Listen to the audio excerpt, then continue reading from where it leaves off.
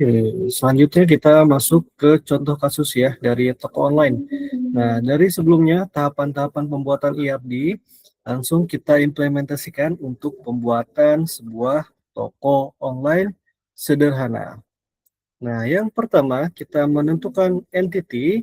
Hal pertama yang perlu kita tentukan dalam membuat ERD adalah menentukan entity yang akan melibatkan toko tersebut. Nah, misalkan kita punya toko online ya, kita akan menentukan 3 entity terlibat. Nah, jadi yang terlibat apa aja? Yaitu pertama ada pembeli. Nah, nah, yang ketiga ada barang. Perlu diingat, dalam toko online yang nyata sebenarnya banyak entity yang terlibat ya. Jadi ada tempat, ada voucher dan lain-lain. Nah, ini hanya untuk agar lebih sederhana kita utamanya. Nah, ada 3 dulu ya. Nah, kemudian kita gambarkan dalam bentuk diagram entity, dinotasikan sebagai kotak pembeli, penjual, dan juga barang. Nah, jadi kita punya 3 entity yang ada di dalam diagram kita. Kemudian selanjutnya menentukan atribut key. Setiap entity wajib memiliki atribut key. Maka selanjutnya kita perlu menentukan atribut key dari setiap entity. Nah, apa saja atribut key? Nah, jadi atribut key ini adalah kunci ya. Nah, kunci itu harus unik atau berbeda daripada lainnya. Nah, contohnya pada pelanggan ada email. Nah, email tiap pelanggan pasti berbeda ya, satu-satu dengan yang lainnya. Nah, kemudian selanjutnya juga untuk pembeli.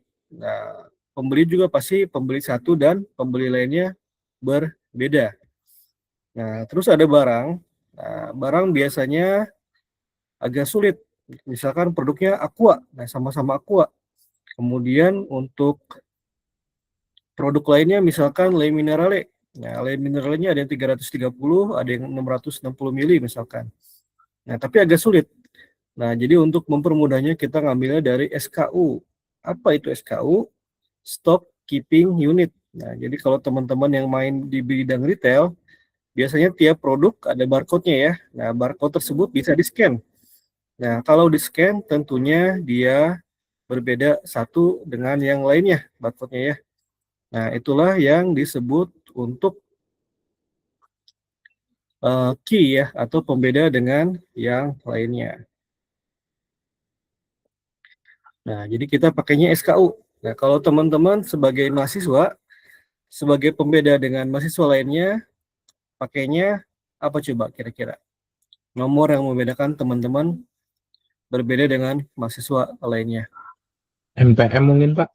Ya, betul. Kita bisa pakai nomor dari NPM ya. Nah, karena nomor NPM itu unik masing-masing dan punya arti ya. Seperti jurusan, seperti nomor urut, dan juga nomor lain-lainnya ya detailnya. Nah, selain itu, teman-teman juga sebagai warga negara punya atribut key atau nomor yang berbeda dengan warga negara satu dan juga warga negara lainnya. Kira-kira nomor apakah itu? NIK Pak. NIK ya, betul. Nomor ini ya, nomor penduduk ya, atau nomor KTP ya. Nah, atau sebagai karyawan juga ada NIK, nomor induk karyawan biasanya. Kalau kependudukan ada nomor KTP. Nah, jadi seperti itu. Ada atribut key yang mempermudah kita biar orang tersebut nggak sama. Soalnya kalau nggak pakai atribut key, nah kalau kita cuma berdasarkan nama, misalkan Agus. Nah, ada berapa ribu nih Agus se Indonesia. Jadi sama semua nanti ada duplikat. Terus kalau nggak pakai nama juga kita pakai nama lainnya, Siti misalkan. Wah, ada ribuan nama Siti ya di Indonesia. Nah, jadi kita pakainya yang unik gitu. Atau nomor handphone mungkin ya. Di sini bisa juga pakai nomor handphone. Nah, selanjutnya kita buat diagram tadi. Nah, jadi masing-masing punya atribut key ya. Jadi kita buat gambarnya tadi pembeli, atribut key-nya itu email. Nah, penjual bisa sama email juga. Nah, ada barang, dia atribut key-nya menggunakan SKU. Nah, selanjutnya menentukan atribut. Setelah menentukan atribut key, selanjutnya kita bisa lanjutkan dengan menentukan atribut dari setiap entity yang masuk ke ruang lingkup tersebut. Nah, di sini ada diagram atribut. Nah, jadi kita tambahkan. Nah, selain email, ada juga nama dan juga alamat ya. Tentu saja sebagai pembeli kita perlu nama dan alamat untuk di pengiriman. Nah, kemudian di sini ada penjual. Di sini ada nama. Nah, ini bisa cukup nama saja ya. Kalau penjual kan tidak memerlukan alamat untuk pengirim. Dia modelnya cuma drop ke counter. Jadi bisa kita lebih sederhanakan alamat. Nah, walaupun di kasus nyatanya tetap perlu alamat, bisa alamat toko, alamat retur, alamat invoice, bisa banyak ya. Kalau udah nyatanya itu udah kompleks banget. Nah, tapi kita lebih simpel, penjualnya nama saja. Kemudian di barang ada nama dan juga ada harga. Nah, ini kita simpel-simpel dulu aja ya.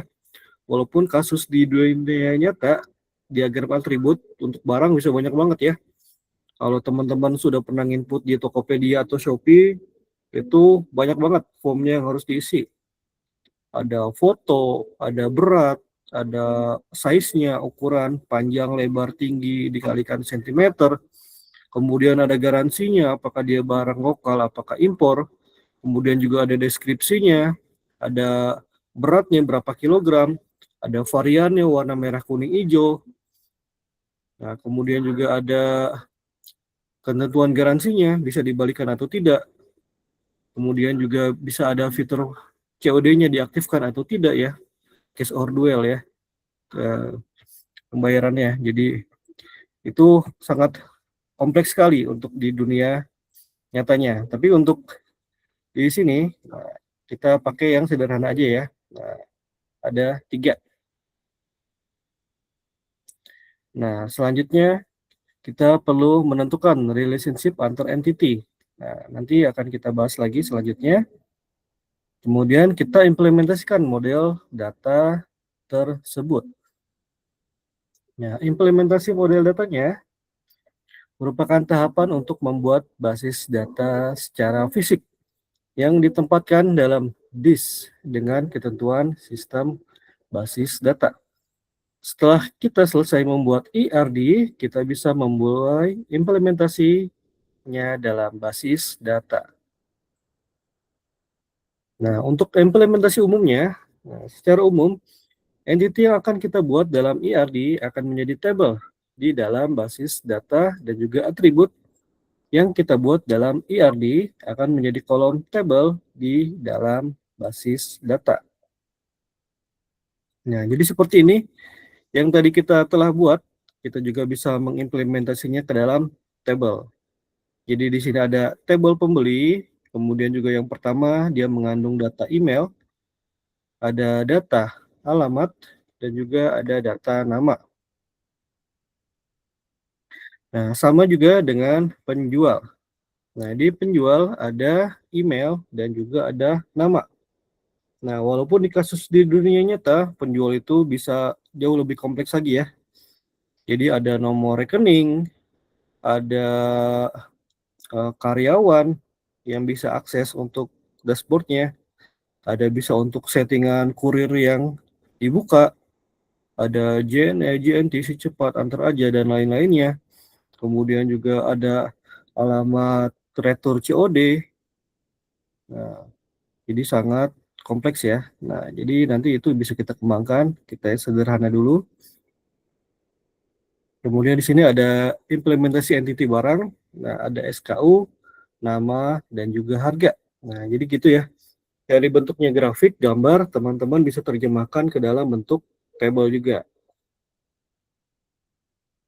Nah, dalam sistem basis data, setiap kolom di table yang kita buat perlu ditentukan tipe datanya. Penentuan tipe data biasanya mengikuti tipe data yang tersedia di sistem basis data yang akan kita gunakan.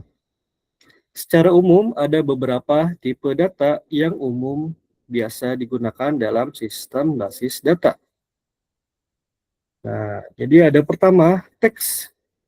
Untuk kolom yang berisikan data karakter. Nah, misalkan nama, alamat, dan sejenisnya. Jadi yang bentuknya teks-teks ya. Nah, alamat retur misalkan, atau keterangan. Misalkan taruh paketnya di pintu. Nah, itu keterangan juga ya. Jadi bisa berbentuk teks.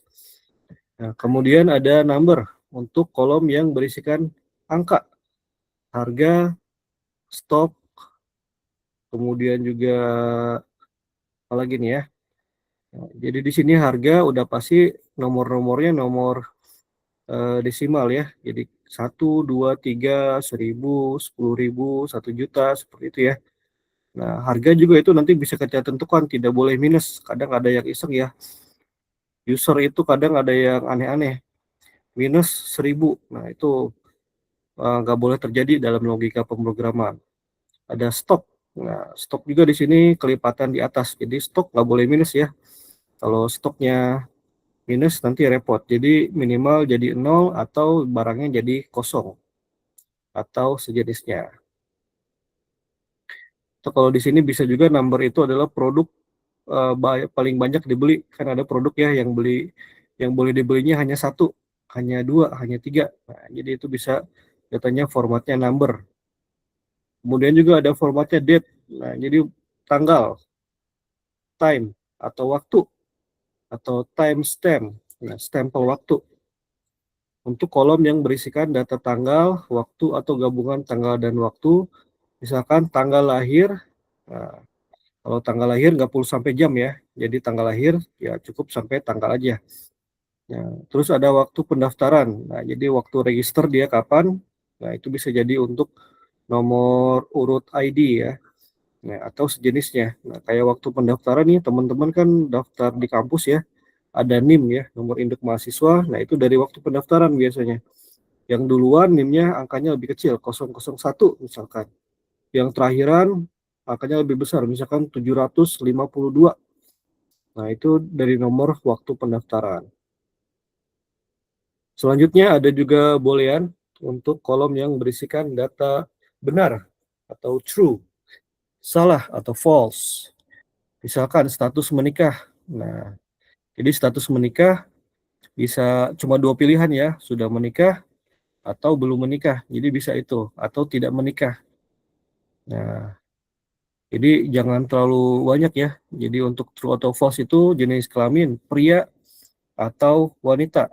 Nah, jadi jangan kayak di Thailand ya, pilihannya bisa sampai 12 gender. Nah, itu bingung tuh. Jadi yang pasti-pasti aja. Iya, iya, tidak, tidak gitu ya. Jadi pria atau wanita itu bisa pakai bahasa boolean ya. Nah, atau apalagi nih? Misalkan pengangguran atau sudah bekerja. Jadi yang pilihannya 2 ya. Kemudian juga masih banyak tipe data lainnya. Ya, ada geolocation, nah jadi pakai koordinat. Kemudian juga ada data-data yang bisa pakai enkripsi, pakai hashtag, pakai hash ya. Jadi kayak password gitu, itu banyak nanti tipenya. Untuk detail tipe data tidak akan dibahas di materi ini karena sudah sangat spesifik ke aplikasi sistem basis data yang akan kita gunakan. Nah, nanti ada tipe-tipe data detailnya. Nah, model dan relationship atau keterhubungan. Seperti yang di materi sebelumnya dibahas bahwa model ER selain entity dan juga atribut terdapat juga komponen relationship. Relationship menunjukkan hubungan antar entity dan juga entity lainnya. Misal hubungan antar entity penjual dengan entity barang. Relationship di antara keduanya mengandung arti bahwa penjual sedang berjualan atau menjual barang ya. Jadi ada kegiatannya nih antara penjual dan juga barang, yaitu dia penjualnya itu menjual barang. Nah, terus selanjutnya juga ada kardinalitas atau derajat relasi. Kardinalitas relasi menunjukkan tentang jumlah entiti yang dapat berelasi dengan entiti lainnya. Nah, contohnya misal pada kasus toko online, Entiti penjual bisa berelasi dengan satu entiti barang atau lebih, atau bahkan tidak ada.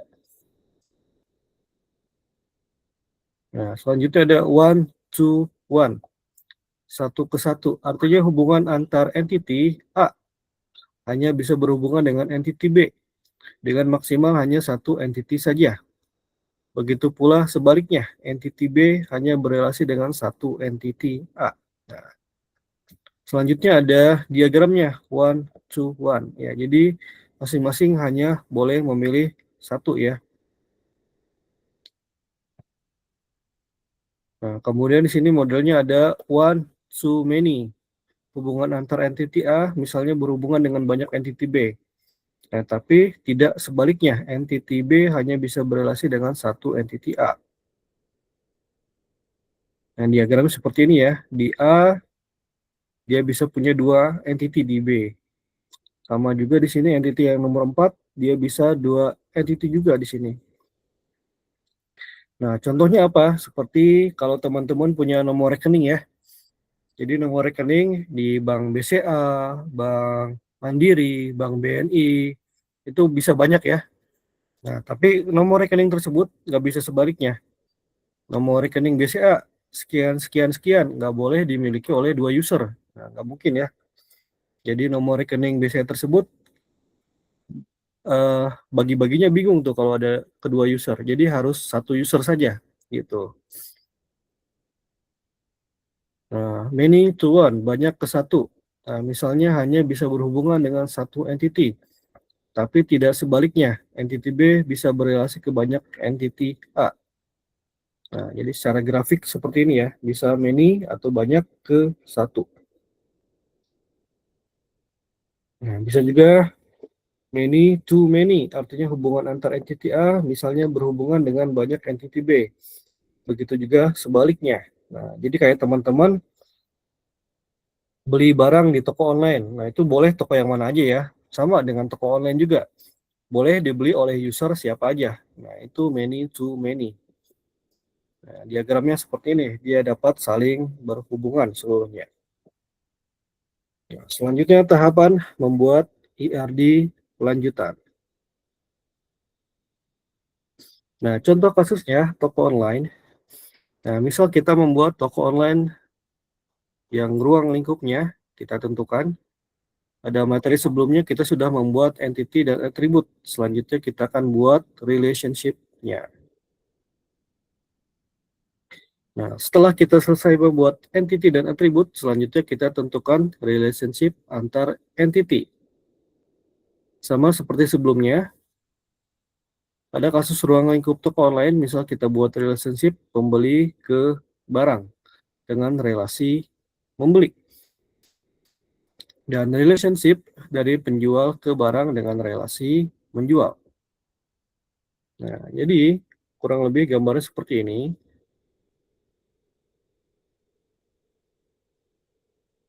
Nah, silahkan diteliti dulu, dilihat dahulu. Sini ada pembeli, ya. Dia di sini ada email sebagai atribut kunci. Dia punya nama dan alamat. Nah, terus dia ada kegiatannya pembeli, membeli barang. Nah, kemudian juga di sini ada penjual, penjual, menjual barang. Nah, di sini ada harga, ada nama, dan ada SKU. Jadi ada transaksinya di tengah-tengah ya, ada objek yang diperjualbelikan, yaitu barang. Nah, jadi relationship-nya atau keterhubungannya seperti ini. Ada sebuah kegiatan ya di antara dua tabel tersebut. Menentukan atribut foreign key. Saat kita membuat entity, kita akan menentukan atribut key atau dibilang primary key, yaitu atribut kunci yang merepresentasikan entity tersebut. Dalam relationship, kita juga bisa menambahkan atribut. Dan biasanya kita juga perlu menentukan atribut foreign key, yaitu atribut key di entity yang menjadi dan digunakan sebagai data untuk lookup melihat entity ke pemilik relasi tersebut. Nah, misal pada kasus membeli, kita perlu tahu siapa yang membeli, email pembelinya, dan barang apa yang dibeli, SKU barang. Nah, pada kasus penjual, kita juga perlu tahu siapa yang menjual dan juga barang siapa yang dijual, SKU-nya ya. Nah, jadi di sini ada foreign key-nya. Nah, di sini ada kegiatannya tadi ya. Kegiatan membeli, dia jadi ditambahkan email dan juga SKU. Kemudian juga di sini kegiatan menjualnya ada SKU dan juga email yang dia dapat dari penjual juga pembeli. Foreign key. Nah, selanjutnya juga ada derajat relasi. Nah, selanjutnya kita perlu tentukan derajat relasi untuk relationship yang kita buat. Nah, pada kasus membeli, kita bisa tentukan sebagai relasi many to many karena satu pembeli bisa membeli banyak barang dan satu barang bisa dibeli banyak pembeli. Pada kasus penjual, kita bisa menentukan relasi one to many dan juga many to one karena misal pada satu barang hanya bisa dijual oleh satu penjual, namun bisa menjual lebih dari satu barang. Nah, jadi di sini ada beberapa diagram untuk derajat relasinya. Ya, bisa di sini many to many atau many to one ya. Selanjutnya melengkapi atribut tambahan. Nah, bukan hanya entity yang bisa memiliki atribut, relationship pun bisa memiliki atribut jika memang perlu. Nah, sebelumnya kita sudah menambah atribut yang bersifat foreign key. Sekarang kita bisa tambahkan atribut yang sifatnya deskriptif. Misal pada relasi membeli, kita akan tambahkan atribut jumlah. Dan juga pada relasi menjual, kita tidak akan menambah atribut deskriptif lainnya.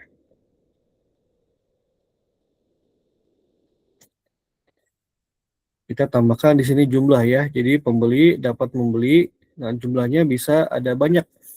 Nah, dari nomor SKU tersebut. Misalkan membeli baju, SKU-nya nomor 1. Nah, jumlahnya adalah 10 piece. Nah, jadi bisa seperti itu. Jadi semakin lama bisa semakin kompleks gambarnya. Kemudian selanjutnya implementasi model data relational. Nah, menambah relasi. Nah, sebelum kita lanjut, kita akan coba tambahkan entity yang berelasi one to one di kasus online toko kita. Misal di kasus toko online, kita menambahkan entity dompet, di mana pembeli hanya bisa memiliki satu dompet. Dan juga satu dompet hanya memiliki satu pembeli. Nah, dan dompet kita akan menambahkan atribut key dan juga atribut saldo. Nah, jadi ini ya, di sini ada pembeli, ada diagram one to one. Nah, dia punya wallet ya, atau dompet, atau untuk payment channelnya. Nah, implementasi one to one terdapat dua cara. Jika pada kasus entity dibasiskan menggunakan atribut key dengan nilai sama, maka kita bisa gunakan atribut key di tiap entity sebagai acuan untuk saling berelasi. Namun jika pada kasus entity bisa memiliki atribut key yang berbeda, maka kita perlu membuat atribut foreign key di salah satu entity yang lebih lemah, di mana atribut foreign key harus unik, tidak boleh ada yang sama. Ya, jadi ini bisa kita terapkan dalam bentuk tabel kembali seperti ini. Jadi ada tabel pembeli, kemudian juga ada tabel dompet. Nah, dia diambil dari email ya. Kemudian juga ada tabel pembeli dan juga ada tabel dompet ya. Di sini jadi ada email pembelinya, jadi bisa berkaitan. Relasi dan juga implementasi one to many atau many to one. Pada kasus relasi one to many, implementasinya tergantung relasinya. Jika pada kasus relasinya terdapat atribut deskriptif, maka diperlukan tabel baru sebagai implementasi dan juga relationship-nya. Namun pada kasus relasinya tidak memiliki atribut deskriptif, maka tidak perlu tabel baru. Kita hanya butuh menambah atribut foreign key di entity yang bersifatnya many. Seperti ini ya, diimplementasikan. Ya, kemudian Implementasi many to many, pada implementasinya diimplementasikan dalam bentuk tabel relasi, di mana di dalam tabel relasi tersebut terdapat semua atribut foreign key dari semua entity yang berelasi. Ya, ini ya yang di sini ditambahkan. Nah, kemudian di sini ada model data lainnya. Nah, sebelum dilanjut, kita coba cari beberapa referensi lainnya ya. Jadi teman-teman boleh cari di Google, kita coba cari. Nah, jadi di sini ada banyak yang ada di Google. Teman-teman boleh perbandingkan dari beberapa model. Nah, ada di sini ada yang perpustakaan, ada penjualan, ada rumah sakit, ada sekolah, ada mahasiswa, ada hotel, ya. Jadi di sini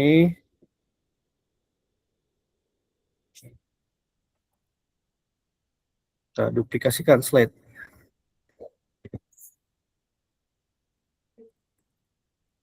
Nah, tugas cari di Google contoh IRD 15 menit.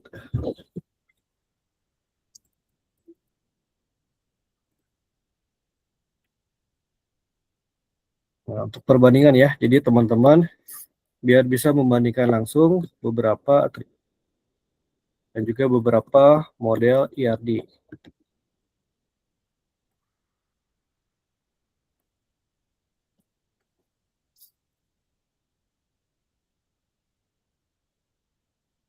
Oke ya, jadi sambil break sebentar, teman-teman dipersilakan untuk cari di Google ya. Nanti juga ada contohnya.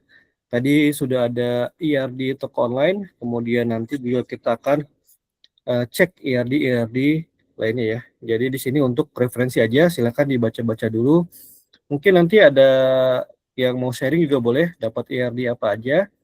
Nanti bisa di-share mungkin ya, boleh share gambarnya, atau share contohnya, atau share kategorinya ya. Nah, IRD perpustakaan, rumah sakit, penjualan, sekolah, itu boleh. Nah, silakan untuk dicoba browsing dulu sekitar 15 menit ya.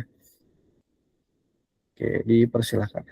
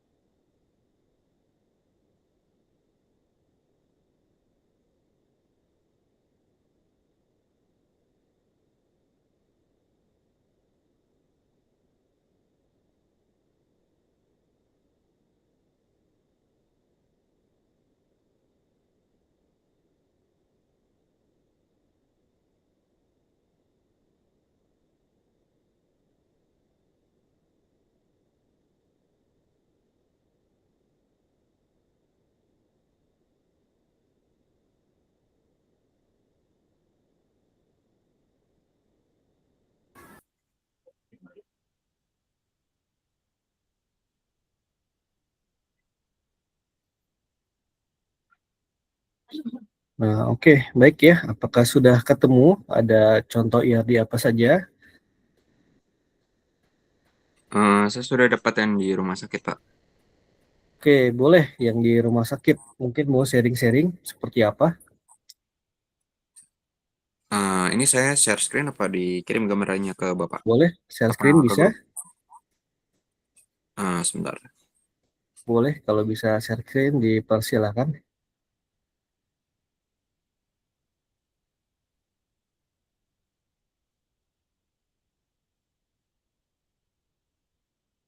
Nah, jadi banyak ya untuk IRD, penerapannya bisa sangat luas. Jadi nanti kalau teman-teman dapat proyekan untuk bikin sebuah sistem, nah untuk database-nya kita bisa rancang pakai IRD dulu ya. Nah, jadi nanti dari IRD kita bisa tahu tabel apa saja yang harus dibuat oleh programmer, tabel apa saja yang harus diisi oleh usernya, tabel apa saja yang nanti sekiranya akan diisi oleh divisi-divisi terkait ya. Ada user, ada pembeli, ada untuk accounting misalkan ya, itu nanti bisa beda-beda. Oke, kalau yang pakai laptop boleh di-share mungkin tadi ya untuk IRD-nya. Ya di rumah sakit ada banyak ya, ada yang model sederhana sampai ada yang paling kompleks pun itu ada.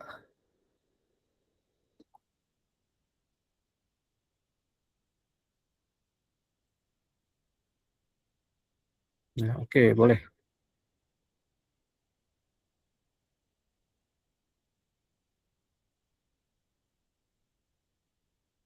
Oke, sudah muncul.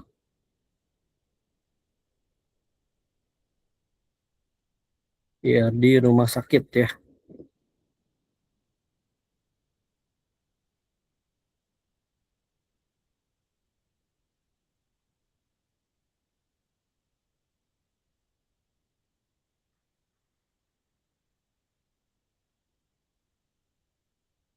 Nah, itu ada beberapa ya. Ada pasien, ada employee, ada dokter, ada recordnya. Nah, dipersilakan. Ada apa saja nih datanya?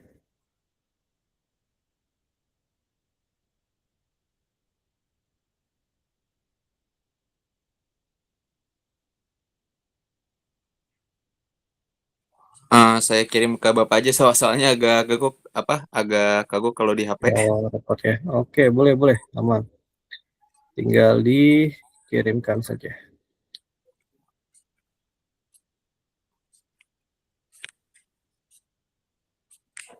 Nah, jadi penerapannya luas ya untuk IRD. Nah, jadi tidak hanya untuk di bidang komputer saja, sebenarnya IRD ini bisa juga diterapkan teman-teman ke model software development lainnya. Sudah saya kirim di grup ya, Pak ya. Oke, baik. Nah, sudah muncul ya. Boleh mungkin share atau dijelaskan sedikit-sedikit tentang IRD-nya.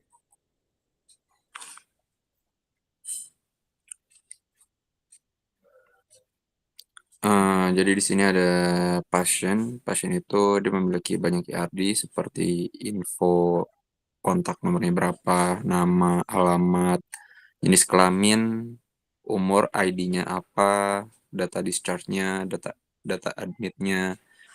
Nah, di situ terdapat pasien itu nyambung ke bagian pembayaran itu apakah ingin di treatment, bagian obat, alat-alat lain, dan di bagian obat itu terdapat kode, harga, dan deskripsi obatnya itu seperti apa. Dan di bagian alatnya itu terdapat harga, deskripsi alatnya, dan untuk bagian assign-nya itu terdapat room, kamarnya, eh, room ID-nya berapa, eh, type room-nya itu apa, apakah eksekutif atau apa, dan terdapat extension. Nah, di sini dari pasien juga nyambung ke kehadiran itu dokter. Dokter itu nyambung ke ISA. Saya kurang tahu ISA itu apa. Terus ada dari ISA nyambung ke karyawan juga. Di sini seperti nomor kontaknya apa, kualifikasinya seperti apa, terus ada pengalamannya, terus dari ISA dia nyambung ke suster. Mohon maaf Bapak, itu tertutup oleh layar. Oke. Nah, dari tadi bagian karyawan itu nyambung ke ID, ada namanya seperti apa, penghasilan berapa, terus jenis kelamin dan ID-nya apa. Dari ISA itu masih nyambung ke bagian resepsionis. Itu resepsionis nyambung ke maintenance agar di track record itu bagian appointment, info pasien, dan record nomor berapanya. Sudah Pak, kurang lebihnya seperti itu. Oke, baik. Terima kasih penjelasannya. Nah, udah bagus ya.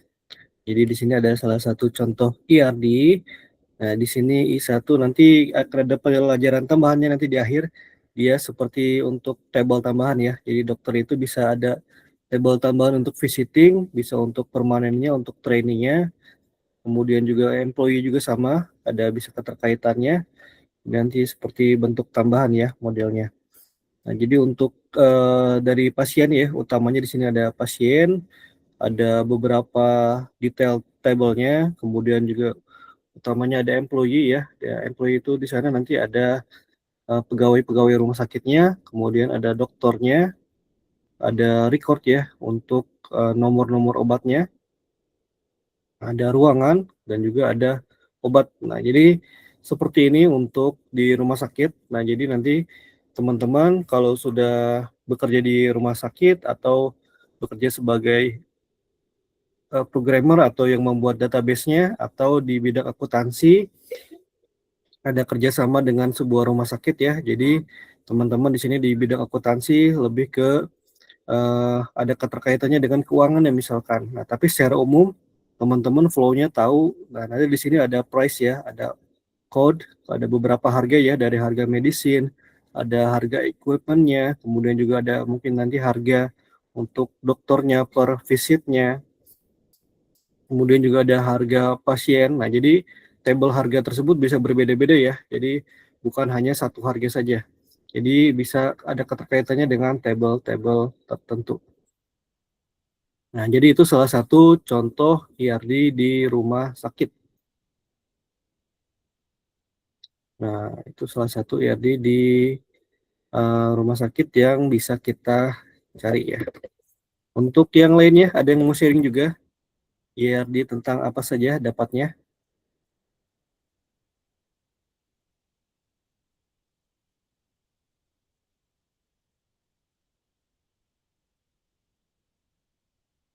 Oke, kalau tidak ada lagi, nah nanti kita lanjutkan dulu ya. Jadi ada banyak nanti kita akan explore satu persatu IRD-nya. Nah, selanjutnya kita lanjut dulu ke materi. Di sini ada model data lainnya. Nah, sebenarnya sampai materi model data relasional, kita sudah bisa memulai basis data yang baik. Nah, namun pada kasus-kasus tertentu, kadang ada jenis data model lainnya. Di materi ini kita akan coba membahas beberapa model data lainnya seperti yang weak entity atau entitasnya dia lemah, ada sub entity, entitasnya dia turunan, ada unary relationship, ada yang sifatnya tunggal, ada multi entity relationship, ada yang multi entitas, dan juga ada yang modelnya redundant atau relasi yang ganda. Untuk entitas lemah sebenarnya adalah entitas biasa, namun sifatnya lemah artinya dia tidak bisa berdiri sendiri. Nah, weak entity biasanya berelasi dengan entity utamanya. Nah, contohnya pada kasus sebelumnya dompet bisa dibilang weak entity karena dia tidak bisa berdiri sendiri.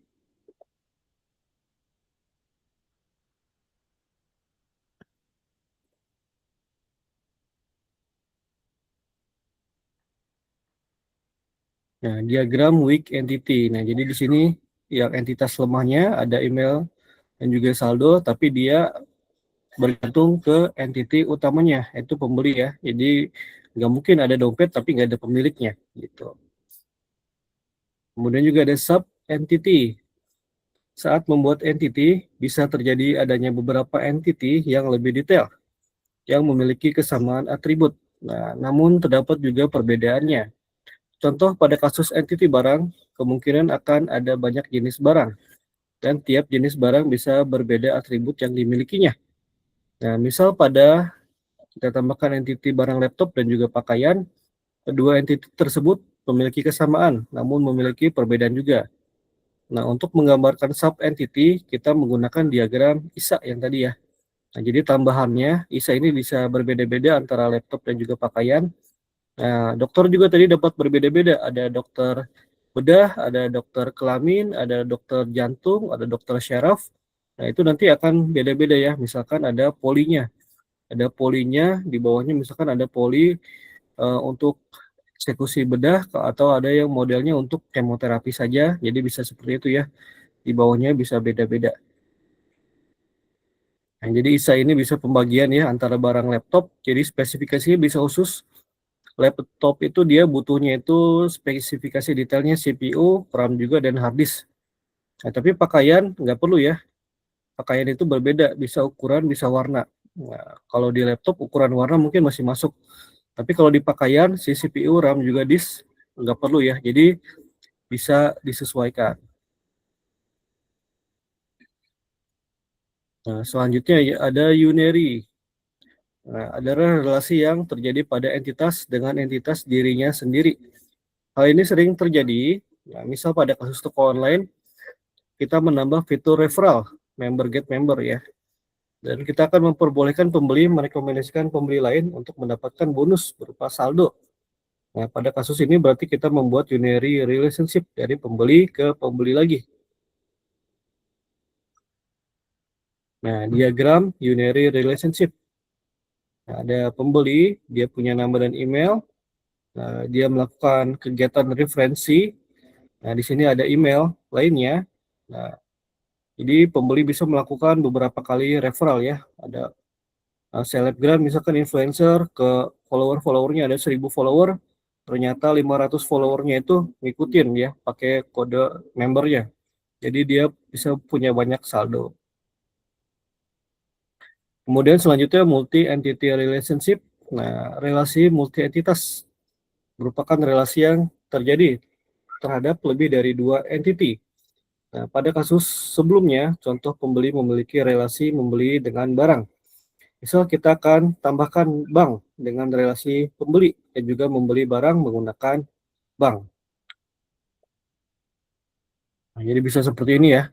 Ada pembeli, nah banknya bisa ada banyak ya. Ada tadi Bank BCA, Mandiri, BNI, BRI. Nah, jadi bisa seperti itu. Dia bisa membeli dengan beberapa bank yang dia punya. Kemudian ada juga modelnya redundant.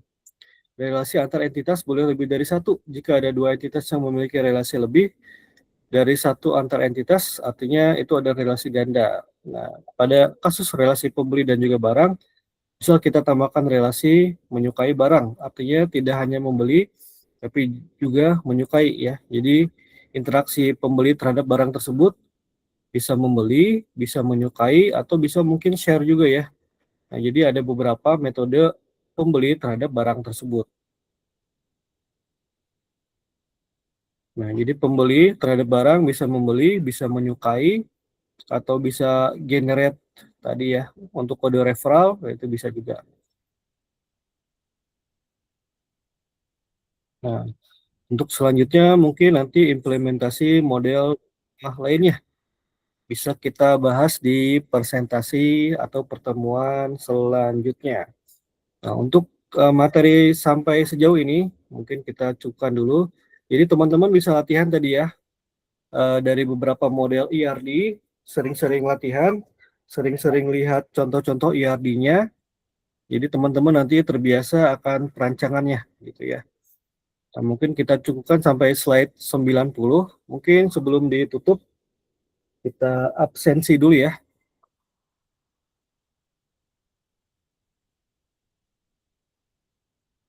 Nah, untuk absensi boleh untuk dinyalakan kameranya, kemudian juga merespon saat namanya dipanggil. Kita coba buka form absensinya dahulu.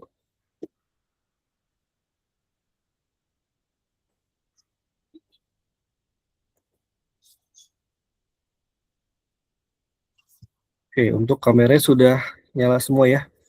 Mungkin sebelum absensi kita sesi foto bersama dulu nih ya. Untuk kita dokumentasikan. Oke, di 3, 2, 1.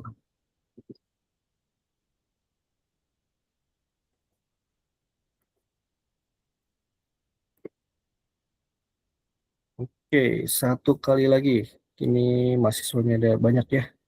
Ada sekitar 31 totalnya.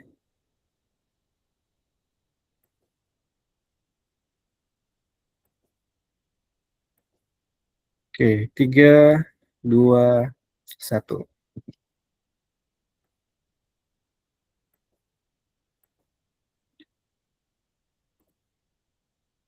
Oke, selanjutnya untuk absensi.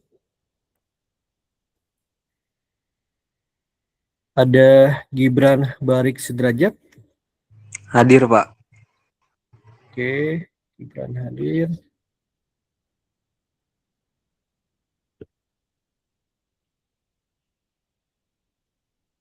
Selanjutnya Amelia Valentina. Hadir, Pak. Oke, hadir ya. Selanjutnya Karen Amanda.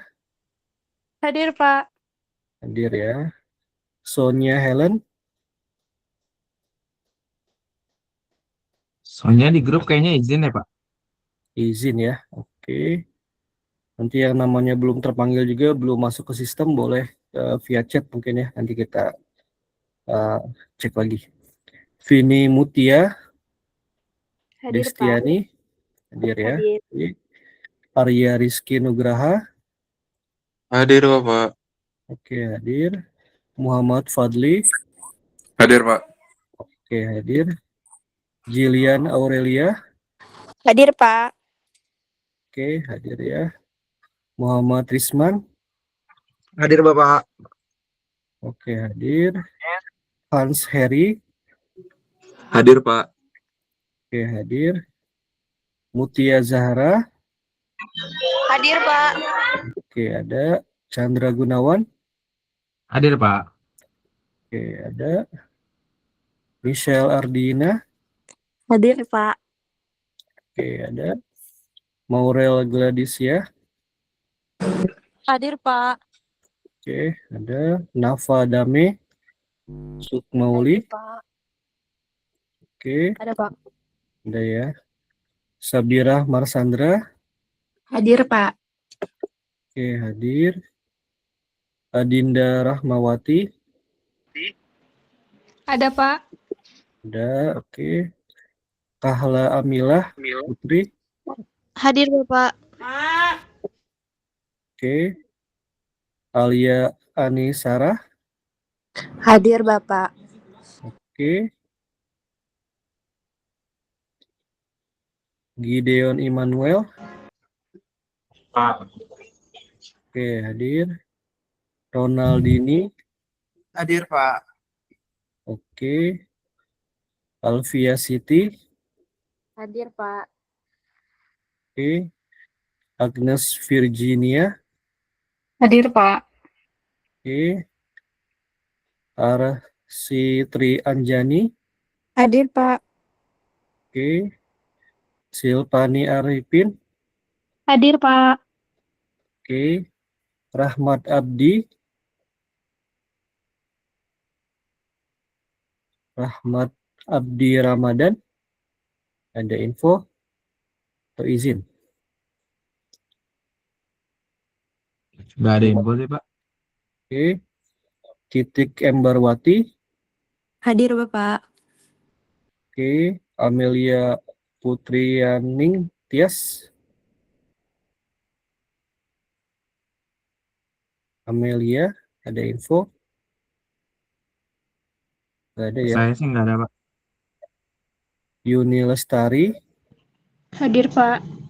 Oke. Ade Juheri. Hadir Bapak. Oke. Di sini kalau di sistem sudah semua. Mungkin ada yang belum terabsen. Saya, Bapak. Boleh via komentar mungkin ya. Di komen saya coba cek dulu nama dan juga NPM-nya. Nanti kita masukkan di situ. Oke, mungkin ada pertanyaan untuk pertemuan kita pada hari ini. Dari saya belum ada Bapak. Oke, belum ada ya. Nah, nanti boleh teman-teman untuk explore lagi tadi IRD-nya ya. Jadi ada banyak. Atau nanti teman-teman bisa langsung buat IRD yang ada di kantor sendiri ya. Jadi bisa saling sharing juga. Ada yang di bidang rumah sakit, mungkin nanti ada yang di bidang finance, kemudian juga ada yang di bidang IT-nya. Nah, jadi secara umum, secara general mungkin ya, role bisnis di perusahaan teman-teman bisa buat IRD-nya. Jadi bisa saling sharing juga, dan juga bisa kita improve sebenarnya. Jadi misalkan, Pak, kita sudah buat IRD di perusahaan kita. Nah, namun ada satu permasalahan, misalkan IRD tersebut dari sisi keamanannya agak kurang bagus, Pak, untuk data. Nah, misalkan kita tambahkan satu step lagi, misalkan untuk keamanan data, kita bisa untuk barang ya, kita tambahkan sistem untuk kayak di mall-mall kan biasanya suka ada pintu ya, sistem ketika dia barcode-nya atau produknya itu keluar dari pintu tersebut, dia biasanya bunyi. Nah, jadi kita tambahkan satu step lagi atau satu sistem atau satu tools, nah untuk membuat bisnis tersebut lebih aman. Oke, di sini ada dua yang belum terabsen, Alia Nurulita dan juga Putu Maria Gita. Nah, hanya dua aja berarti ya yang belum masuk ke sistem. Oke, ini saya catat. Kemudian juga kita masukkan ke sistem.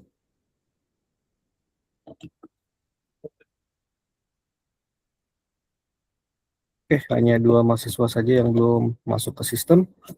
Jika tidak ada pertanyaan lagi, kita tutup pertemuan pada hari ini. Terima kasih semuanya. Assalamualaikum warahmatullahi wabarakatuh. Waalaikumsalam warahmatullahi Waalaikumsalam. wabarakatuh. Selamat malam. Terima kasih. Selamat berlibur. Liburan panjang ya. Kita ketemu lagi. Mohon maaf lahir batin Bapak. Mohon maaf lahir batin ya semuanya.